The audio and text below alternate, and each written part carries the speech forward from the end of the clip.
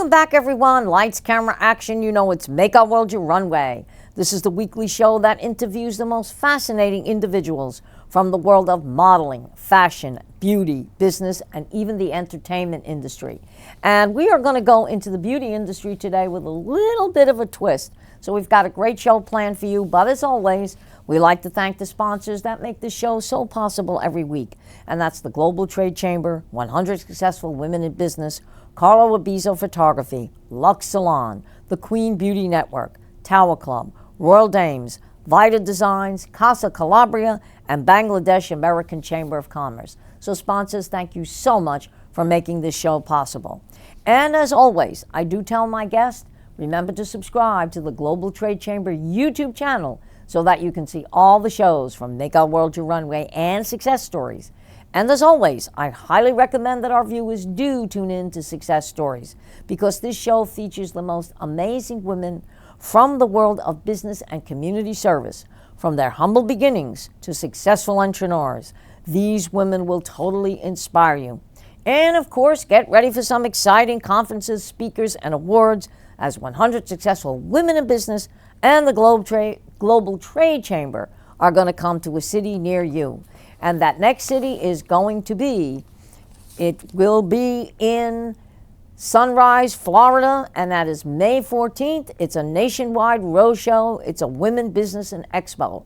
It's a full day of business conferences, networking, and connections designed to help women grow, scale, and lead. So what you're going to see there is a business expo and vendors, expert speakers, high impact networking, and nationwide exposure. Now, there are speaker opportunities available and vendor spaces available. And take it from me, these shows sell out months ahead of time. So they are a free event if you just want to attend, but if you do want to be a speaker and you want to be a vendor, you need to go at event@globaltradechamber.com. Please email them today, or you can call 954-839-8866. Once again, it's a show you don't want to miss. There is free registration. It will start at 9 a.m. in the morning and go to 4 in the afternoon. They're great shows. You meet a lot of excellent businesswomen there, even men. Okay, men are invited to be in the show. And we also have some wonderful speakers that are there to tell you about their business and really encourage you with your own business. So once again, please email them at event@globaltradechamber.com or dial 954-839-8866. And like I always tell you, Make Our World Your Runway will be there live. So once again, we hope to see you on May 14th, Nationwide Roadshow, Sunrise, Florida, Women in Business Expo. And now, everyone, we want to go on to our show. I've got a wonderful, wonderful woman here today. She's from the Peachtree Connection, okay? And this is quite a story because something like this even happened to me. And as they always say, every sanctuary has a story. It began with one woman's journey through physical crisis and profound loneliness that often accompanies healing. And that is so very true. And on September 20th, 2024, she nearly lost her life. And in the days and weeks that followed, as she navigated the terrifying aftermath of her physical crisis, she discovered something along this journey, and that was the Peach Rose Connection. And it began with her own brush with mortality. And through that experience, she learned firsthand how isolating physical and emotional crisis can be and how transformative it is to have someone truly hold space for your healing. So ladies and gentlemen, to tell you a little bit more about this, I want to introduce my next guest to her. And she's going to pronounce her last name because I don't like botching up last names. So please welcome from the Peachtree Connection, Deirdre Sarantes. I thought it was Good Sarantes. afternoon. Yes, it's well, so welcome, good. my dear. Thank you. This is quite a story. Thank you. Oh my God, because something like this almost happened to me. Really? Yeah. The first time, no. The second time, yes. And it also said you was inspired by Dr. Peach's compassionate care during your darkest days. Yes. So explain that. Absolutely. So when I had, well, thank you for having me again. Oh, And when I got sick, I really didn't know where to go, and I thought I had all this family and all these people around me, but I felt this loneliness at the same time because I was looking for somebody that really knew me, and I didn't find that. And I got connected with Dr. Peach Super Pramai, and everybody called her Dr. Peach.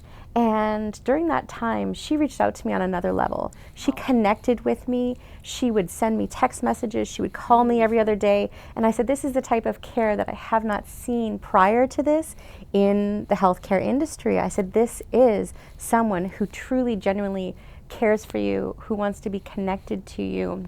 And during that time that I physically was on my deathbed for weeks and weeks and months, she turned around and she said, you inspired me. She was so impressed by how I still had this light about me. And I said, whatever happens down the road, I can't be in control of. So why am I even going to worry myself about that?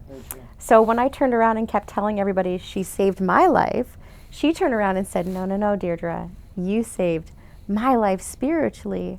And that was how the two of us connected. So my middle name is Rose. Her first name is Peach, and that's how the Peach-Rose connection came about. Wow, that's what I said. This is absolutely some story. And what was it that you had which was, all right, I can understand the loneliness sometimes, but what was it physically that you actually? Yeah, it was just being different. It was having something happen in your life where it was completely unexpected. You don't know what is around the next turn, and it's that unknown. Because if you know something and you know how it's going to play out, you can set yourself up for that. But having this unknown is a very scary feeling to be in. Yeah, it is. You know, and like I said, I've been there. Well, the first time I had that brush almost with death is going back, and you're going to laugh on this one. July 4th, 2007. Boy, did I bring the date. I bring that in with a bang. I had my own fireworks going. I was, you know, I started to have some discomfort in my chest, okay? And at that time, the cardiologist I was going to, he was on vacation, and the other cardiologists, they were busy. I couldn't get an appointment. So I had gone to a clinic, because I lived in Coral Springs. I had gone to a clinic, and the girl there, she said to me, I see something with the EKG. I said, but it feels more like my stomach. And she said, all right. She said, look, let's treat for stomach, but I really suggest you got to see a cardiologist. Well, I was on my way to Disney World, and I said to my husband, I said, stop the car, I got to get out, I got to compose myself. And I got out, I walked around, I felt a little better, I got back in the car, I said, okay, we can continue going. He said, you sure you don't want to go home? I said, no, I think I'll be all right. We weren't even 2 miles down the road, and I said, stop the car, I need an ambulance. And I looked him straight in the eye. And he said, yeah, I think you do. Okay, and he said, do you know where we were? I said, yeah, mile marker 131. He laughs about that because he said, you were so calm, cool, and collective. He said, I didn't know where you were. He called 911, and we will never forget this till this day. There was a police officer that was just about in his trunk the minute he called. He called the paramedic so fast, and I was like, from where that camera is, from where I am to where that camera is, that's where the hospital was. It was Palm Beach Gardens Medical Center, and they're known. They're like one of the heart hospitals here in Florida. So the paramedics gave me something. Now I really started to go into pain. My left arm, and felt like I had 2 elephants crushing my chest. They got me in there, gave me medication. They got me into surgery. My husband had a sign for the catheterization and if I was going to need open heart. But luckily for me, there was only one artery that was clogged, that was causing the heart attack. And I would have had 1 stent, but the doctor put it in too far, so we had to build up on it. I need 3 stents. He told my husband, he said, had you waited a half hour more, she would have been gone. He said, that's it. Time is of the essence. Of the essence. That was what they call a near fatal heart attack, and I survived that one. And but since that point, I have switched cardiologist, and the cardiologist I have today, this the last time I was in the hospital, when the anesthetic doctor gave me too much fluid and filled up my lungs. He was on vacation. He flew back when he heard it was me. Wow. But he said the heart was strong, there was no heart attack. Right. And if I was, now my husband's going to him, I was in the office the other day, and he said to me, I said, well, I'm going to see you in 2 weeks. He said, I'm still going to check out. He called the insurance company, said, while you're here, let's do this. If I scratched a finger, he would be at my doorstep. That's wonderful to have a great team of people around you like Yeah. that, and one person that you can really confide in and go to and know that it's not just a profession, that they're there for you, they're there Right. for you as a person. Exactly. And if I just had a stress test, and that day he wasn't in, and I had his assistant or his associate, Dr. Fisher, who is crazy, loves everything about the opera. But again, there's a team there. So if with my other doctor, there was a team there, but if they were busy, they wouldn't. You take not this office, South Florida Heart. If you've got one doctor and he can't see you, the other one will take you the same day immediately. Wonderful. Yeah, so that's great. So I understand exactly where you're coming from, and he's been a very big inspiration to me, because now when they just did this heart catheterization, I know what I'm up against. We watch it, so it's not like a blind leading a blind. You know it's there. But it can be depressing at times. Yeah, it can be a little bit lonely, and you don't know what the next steps are going to be. So having a team behind you is a game changer.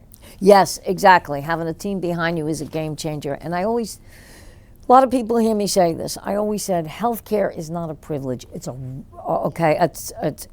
it's a right. Yeah, Okay, absolutely. I don't care if you've got $1 or you have $1 million. Yes. There should be none of this animosity, or everybody should get good health care. And I always say that I'm blessed. I have great health care. My husband's a veteran. I can even utilize the veterans. But I always look at people around me and I say, what about the person next to me that doesn't have that? What kind of treatment do they get? And I've seen a lot of people. I mean, I was getting, I went for my annual mammography last week, and I was looking around in Reyes Radiology. The horrors that I saw, people in wheelchairs, people that had strokes with their mouths open, their husbands and their children just crying down. I'm like, I went outside and I looked up in the sky and I said, God, why? Yeah. I said, can I get an answer? Why? Because to me, I don't think anybody should have to suffer. No human being. Absolutely not. It's a terrible thing. But anyway, getting back to what you've done, and you've got what's called Healing Has a Home. Yes, healing does have a home. So in our Healing House retreat, you can come and it's your day retreat. So it's not as if you have to fly there or take a train or a bus or anything. It's here in Fort Lauderdale, and we have 8 different treatment rooms, everything from rhythmic movement therapy and grounding therapy, where we actually lay you down. It looks like a massage bed, and we do a grounded pressure all over your body. Then we wrap you up in 60-pound glass-filled weighted blankets. We tuck you in. So it's a different approach onto what healing really looks like. Some people think of it from a medical standpoint, which there can be. Yes. Other people look at it from a religion standpoint, which there can be. Yes. This is a good blend of all of that coming together. More so of a holistic approach. Now, there's nothing magical, there's nothing special. It's a cornerstone, it's a place that we've built up, and it just provides people with a space to be able to come in and go through the healing of what they've been through and work on building up The future that they are looking for. And that is fantastic, because again, when you go to just like a regular spa, of course, it's just a massage or a facial, whatever. And even that is very therapeutic. But what you're doing, that's what you call total healing. And you're right, there are some people that believe in holistic healing. There's some people that believe in religious healing, okay? Now, I had a strange experience yesterday. And I called up my cousin. I said, I don't know, we're getting messages, I says, from on high. She said, uh-oh, what happened now? Friend of mine was published in a book, okay? And I just happened to just wanted to see the book. I just happened to open the book up. And where I was standing by, these windows. I was up on the 28th floor. There's clouds around me. There's one cloud seemed to be staring at me. And when I opened the book up, it said, my life and healing with trigeminal neuralgia. I said, oh my God, because that's what my father suffered from. Till they cut that nerve in his head. Oh my God. It was worse than watching somebody have a stroke. And I said, now what were the odds that I opened up that book, that page, with that cloud staring at me, and I just looked out the window. I said, Dad, you trying to tell me something? Yeah. And a lot of people don't believe in that stuff, but I say, there's a reason for everything. Yeah. I said, I did something wrong, or somebody's trying to tell me something. Tell you. So explore it, see where the road goes. Right, that's exactly it. And I called my cousin yesterday, and she said, yeah. She said, I've been getting the same messages. What are we doing wrong? I said, I don't know, but we better figure it out. I said to her. But I like this one. A guided journey for your nervous system. Do I need that? Yes. So In some of our rooms, we have parasympathetic breathing, which is a space where you're going to lay down on the ground, and we've got these beautiful cushions, and you're going to put your feet up against the wall. We're just going to take you through breathing work. Again, these are the things that the body does naturally. We have to breathe to stay alive. We need that oxygen. But when you come up from that space, the average person takes 18 plus breaths a minute. At the end of the 15 minutes that you're in this environment, you're down to 3 breaths a minute. So you're going to be able to drop that heart rate really low. So we're doing all of our senses. We're touching things. We're smelling things. In our aromatherapy room, we do aromatherapy touch, which goes over your face, your neck, your chest, your hands, your forearms, your feet, and your lower legs. And just having the senses awaken as you flow through the house. And there's no right way or wrong way. I always say whatever room calls to you first. And some people come in, they've got so much energy. They're like, okay, let's go to the rhythmic movement space so I can move my body. Yeah. And the best thing about the Peach Rose Connection is when you come in, it's like your home. You take off your shoes, you put your purse in a bag. I love it. We've got these little grippy socks that you put on to go around the house to kind of hug you. And then we have a phone box. So you take your phone and you put it in the box. And most people are like, I don't know if I feel comfortable doing this. And I was like, get comfortable being uncomfortable. We put all distractions away. This is a place where you get to put down the outside world so you can truly pick up what's going on the inside. You know, it's funny when you say that about the phone. At night, that's what I do. When I go to bed, that phone goes on vibrator and it goes in another room. Yeah. I said, it's a great practice to have. Yeah, I'll get into bed and I'll start watching television. I always watch something funny. Yeah. And that's how I'll fall right. It'll take me less than 10 minutes. I'm out like a light. And when I do sleep, that's my husband always laughs about this. He said, you're in a deep sleep. I said, oh yeah, you could bang a drum. I'm not getting up. And since I've been very small, I could sleep for 3 hours and think I slept for 8 hours. Wow. Because I'm out. I'm dead to the world. I don't want to know. My husband says, do you dream? I said, no. My senses are totally gone, out. It's like when they give you anesthetic, I'm gone. That's a piece. Yeah. That's a wonderful piece to have. Oh, yeah. I mean, it's like, the only thing that I'd have to say lately, you know how I get waking up?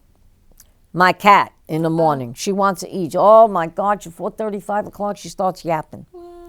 But I got her trained now. I'll put the TV on, and she sits at the end of the bed and watches it. So that relaxes her.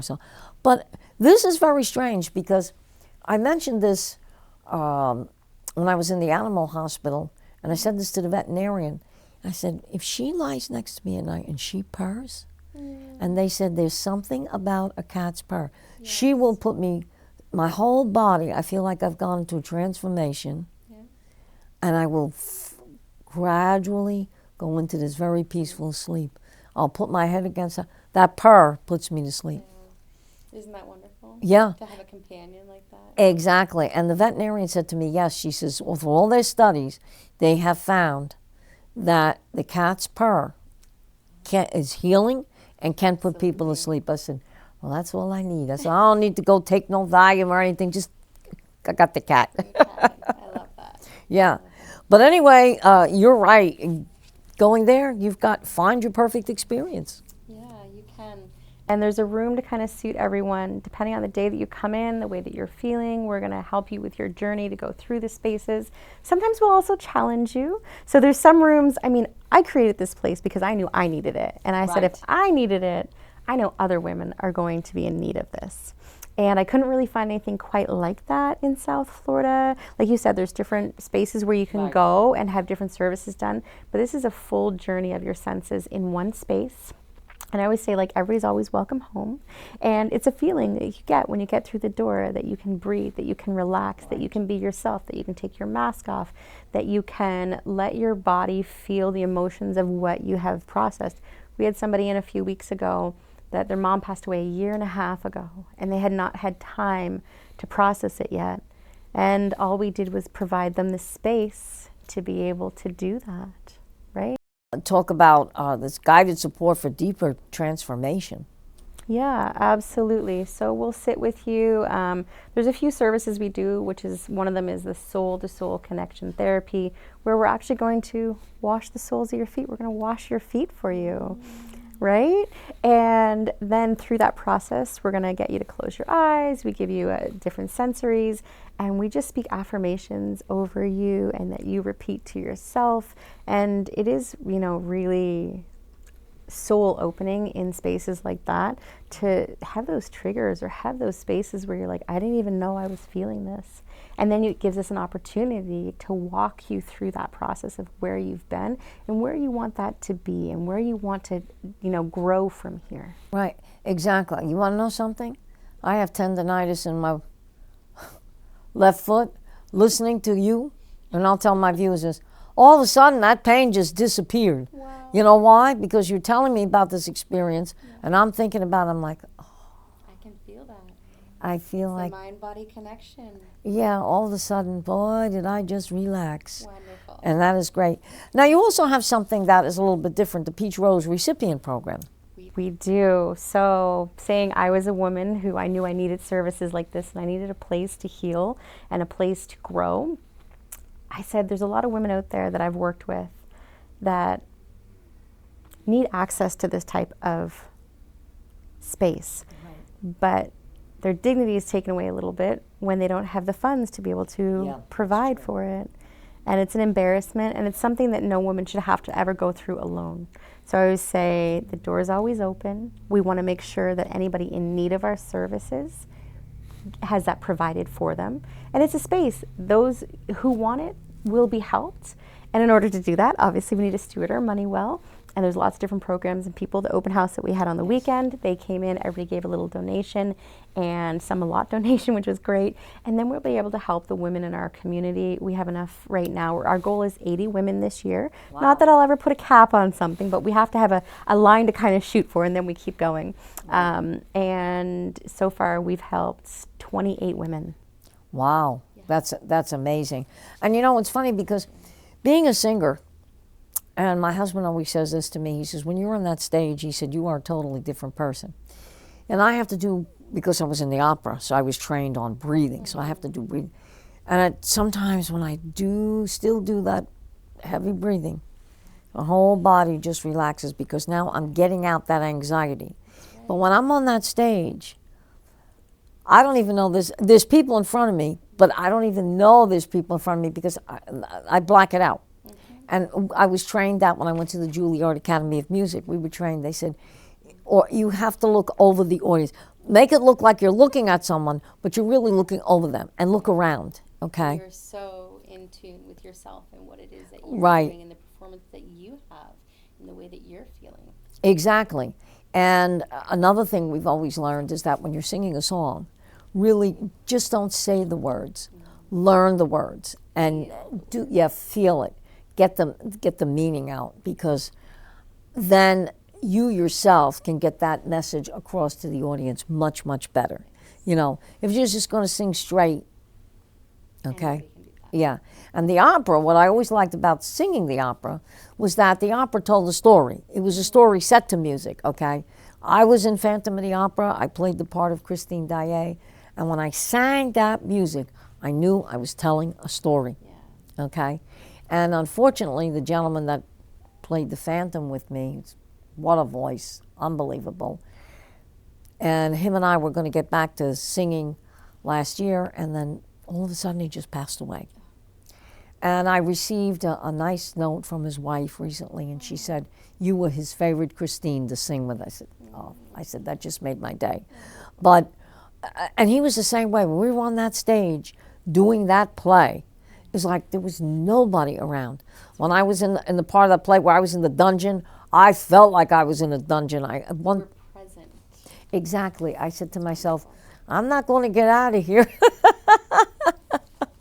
That's the way I felt. Yeah. But it was. But any one of the operas, if you sing it, okay, it's a story set to music, and it's a great way. You have to get into it. So it's mind over matter. At that point, you have to get into what you're doing.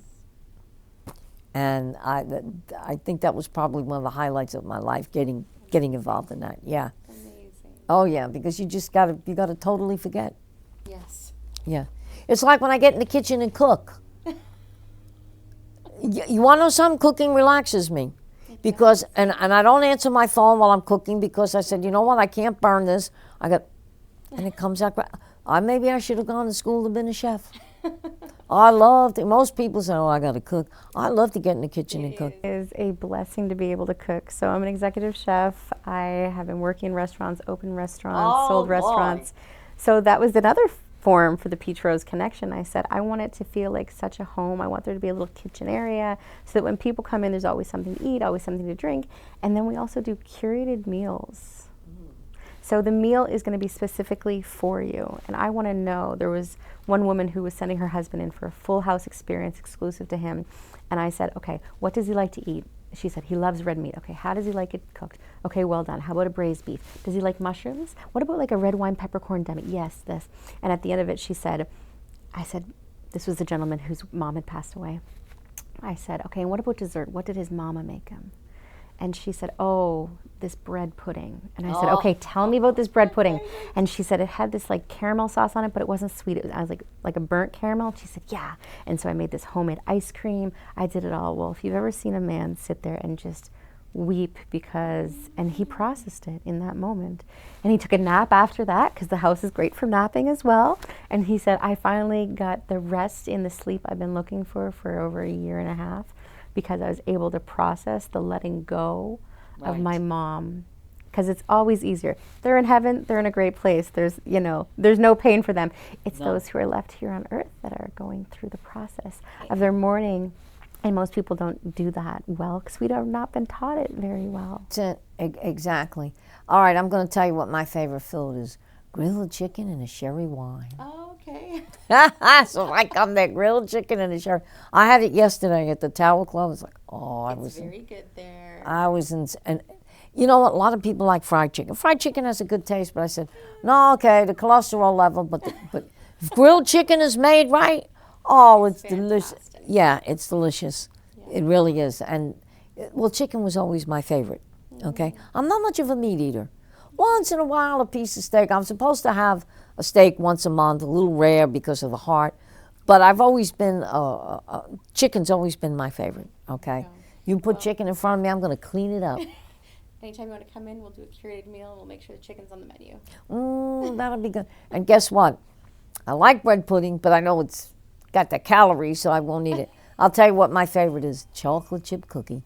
Yes, chocolate chip cookies, they're amazing. Yeah, they're great. So I love that. Yeah, that is my weakness. I'm not much of a sweet eater, but you put a chocolate chip cookie in front of me, and you're going to laugh. My favorite chocolate chip cookie is Chips Ahoy. Wow, okay. With milk? No, I just eat. I put it in the refrigerator. I eat it cold. Okay. I'll have it with a cup of tea, and with all these fancy chocolate chip cookies out there. Okay, you got the crumble cookie and all that. No, it's got to be Chips Ahoy. Put it in the refrigerator or put it in the freezer. Let it stay a little bit. Oh, it's delicious. Amazing. Sometimes the simplicity of the things, and that's probably something that you came from when you were very young. Yes. The nostalgic of it. That's why we curate the meals. Because if you want a Chips Ahoy cookie, we're going to make sure that they're there for you. Yeah, see, now I'm going to show up for that. Well, it's very funny you should say that because when I was a kid and the grammar school I was going to, we had a Vic's candy and ice cream store right on the corner. They laughed. I was not really a candy eater, okay? That was funny, but my weakness from when I was very, very young was that chocolate chip cookie. I was never a big sweet eater. The only thing I did like in the summertime was a Milky Way bar that you put in the freezer, frozen Milky Way, or the Three Musketeers, you put it in the freezer and frozen. But even on Valentine's Day, I bought a box of Valentine's candy just because it's nostalgic. My husband ate the whole box. If I had one, you were lucky. Yeah, I never. Now, I'm an Italian. You don't see me going into the Italian pastry shop and buying the cannolis and this and that. No. I like the cream puff a little bit, but still, all that stuff to me was too sweet. I'm not a big. And when I have chocolate, it's got to be milk chocolate. I do not like dark chocolate. No. Okay, even if I bake a cake, it'll be milk chocolate. Dark chocolate to me, it's bitter. Okay, but I never liked anything too sweet. Okay, I guess you could say I didn't really have a sweet tooth. Yeah, there you go. And they laughed at me when I was a kid because my mother always said I was a better food eater than I was a sweet eater, and that was very true. I was the same way. Yeah, I was a good food eater. My father one time said, "What do you mean you went through 8 pieces of chicken?" This is when they had the bone. He came out of the bathroom. He said, "You cleaned up 8 pieces of chicken." I said, "I was hungry." Yeah. And they couldn't believe that because, oh, yeah. And this is also just to get a little different, off the track a little bit. When I was in high school, I was an A student, okay? That song came out, okay? School's Out Forever, or Alice Cooper. Yep.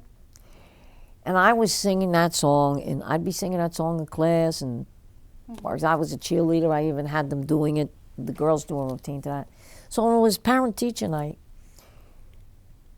they said to my mother, they said, "We don't understand this." In fact, they even called my mother in. They said, "We don't understand it." My mother said, "What is it you don't understand?" Angela's an A student. What is it with her with this song, School's Out Forever? So my mother said to me, she said, "What is it about this song?" I said, "I just happen to like the beat of it." I said, "I happen to like the song." I said, "It's got nothing to do with me studying." No. But the teachers couldn't understand it. They said, all of a sudden, they thought I was becoming some kind of radical or something. I said, "No." I said, "I just happened to like the song." I said, "The beat of the song." I said, "And yeah," I said, "when summer's around, yeah, school's out." I said, "Yes, I enjoy myself, but I'm not saying I'm going to be out of school forever." But that was funny. Too funny. Funny when they called my mother. And my mother said, "You sure you're not having a nervous breakdown and going through a crisis?" I said, "No." I said, "I'm not." I said, "Just happened to like the song." Oh, that's good times. Those are the memories that we hold with us for a long time. Exactly. And I think like of what you said, that connection. When you have that connection when you're very young, it's the way you were brought up. You, if you really cherished it, you can follow it as you get older. Yeah. And that's why I've got to get over to the Peachtree Connection, because that sounds amazing. Okay. And if people need to be healed, that's where they need to go. Yeah. And I always say the great thing about it is it's nothing that we do. I use my hands, my body, and what I know, but really the healing is already inside of you. All you need to do is start showing up for yourself. That's true. I never thought of it that way. The healing isn't inside of yourself. You know, it was so funny because Tina Turner, when she was going through her divorce and she left Ike, there was a chant that she did, a Buddhist chant, and it sort of calmed her, and that got her through. When I watched her life story, that got her through the rough times. She didn't realize that she could heal from all that, but she did. She did. And it's very true. You can heal yourself, okay? You just have to, I think you have to find that inner spot.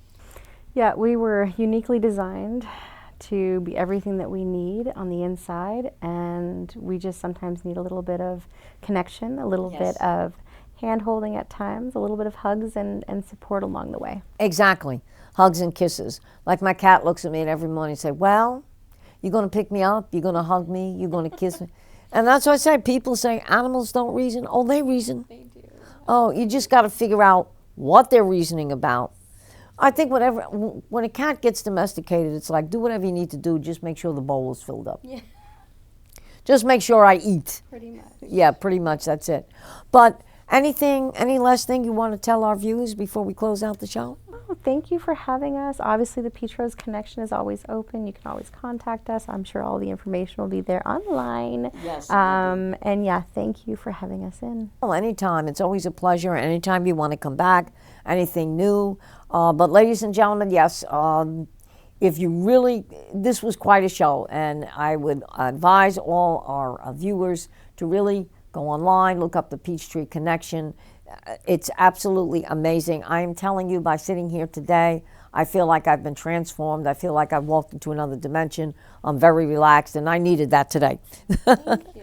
So anyway, we do want to thank you for coming into the studio. It was a great experience to have this. And so to all our viewers, remember to tune in on Thursday so that you can see this show live. And again, come back next week, because as you know, we always have a very packed-full show, a lot of great insights. All our guests that come in are just absolutely amazing. So once again, thank you for tuning in to Make Our World Your Runway, and we'll see you next week with another fabulous show.